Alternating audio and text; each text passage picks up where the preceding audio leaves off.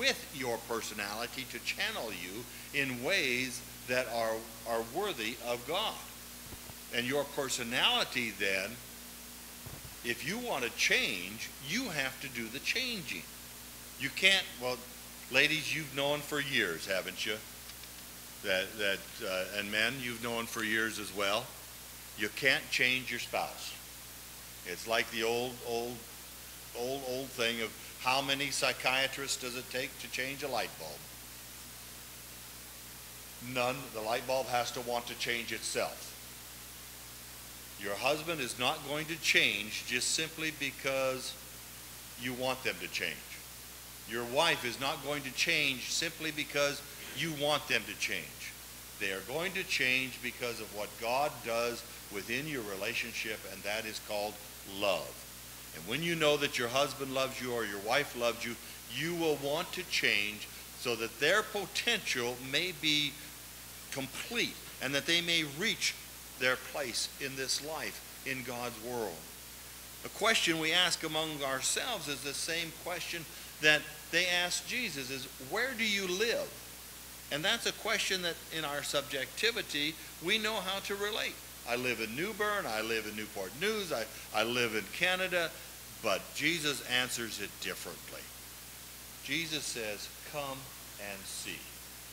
He is taking us out of the realm of earth, and he is bringing the cosmos into the world, because Jesus lived not on this earth. Jesus lived, his being lived in that cosmic realm of God. And this is what John is trying to point out to each one of us, that there's a rich variety of testimonies called celebratory testimonies. And this is one of those celebratory testimonies that Nathanael gives. You are the Lord, the God, the Son of God. You are the Messiah. And where do you live?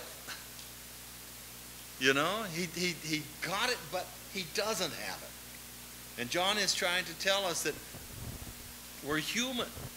Our names are Nathaniel. Our names are Philip. Our names are Simon. My name is Adam. I'm there with Marcia under that apple tree. And you know that it wasn't the apple in the tree, it was the pear on the ground that's in. So we should be blaming pears all the time, but we don't. But there's no statement in this chapter that says that we should see Jesus in exactly the same way.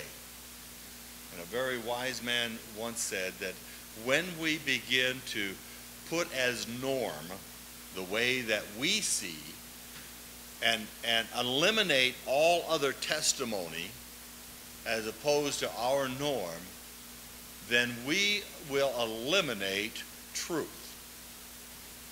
Because you have to have different testimonies, you have to have different eyesights seeing the same Jesus in order to know what truth is. The rich variety of testimonies comes into that Holy Spirit within us, and we meet God, and when we don't have these preconceived categories and expectations, then we are able to be surprised by what God can do in our lives. And we can become a participant in God's life. We can become a participant in church. We can become active in the relationship between us and God, rather than just laying back and say, oh, Holy Spirit, move me. I'm tired.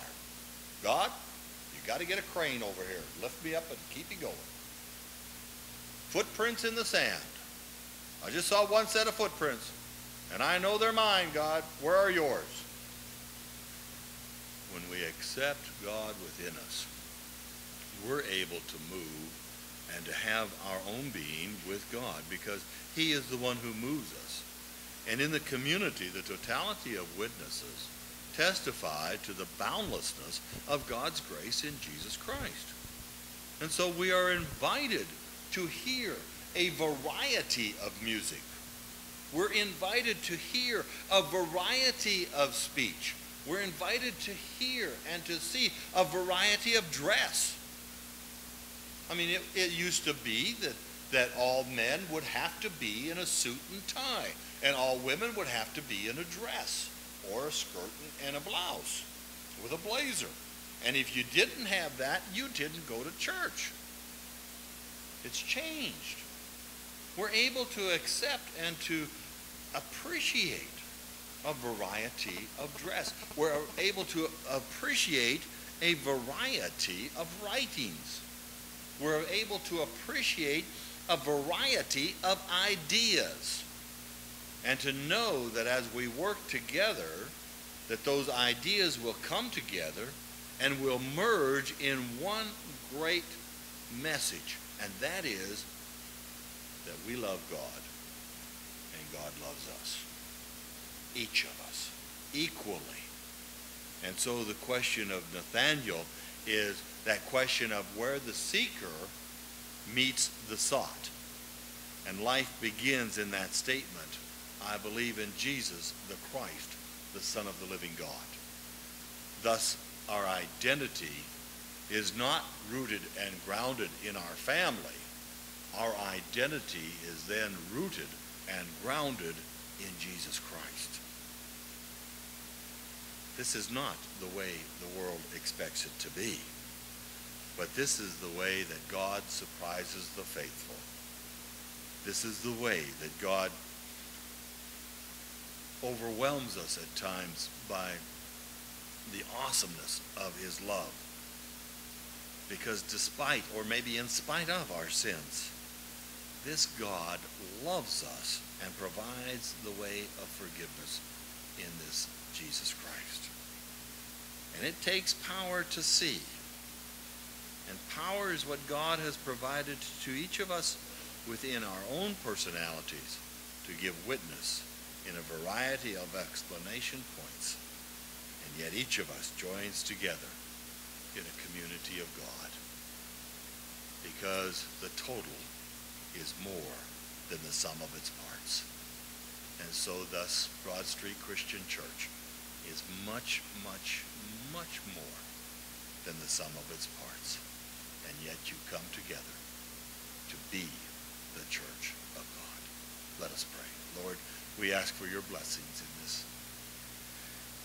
Help our eyes to open to see, to hear the voices of many witnesses, to hear the variety of music, to know that the variety of gifts is not a bad thing, but a grand thing, and that our lives are varied, our experiences are many, and we have a place to share them here within your name and within your home.